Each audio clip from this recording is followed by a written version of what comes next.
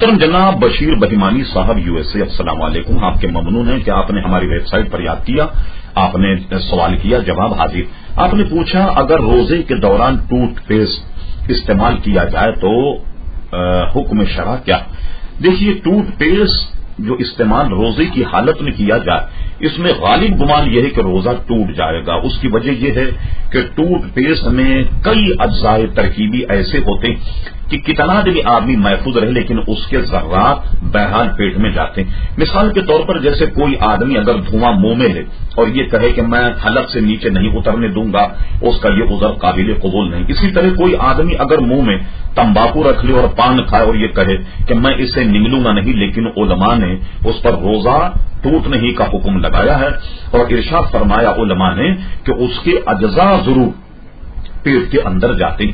اس لیے آپ یا تو سحری کے وقت میں ٹوتھ پیسٹ کا استعمال کیجئے یا روزے کے بعد میں استعمال کیجئے. اچھا، اس اعتبار سے آپ اگر دیکھیں تو ٹوتھ پیسٹ اور برش، میری جہاں تک معلومات ہے میں اس نتیجے تک پہنچا کہ ٹوتھ پیسٹ کا استعمال تو برائے نام ہے، اصل میں فنکشن جو ہے وہ برش کا ہے.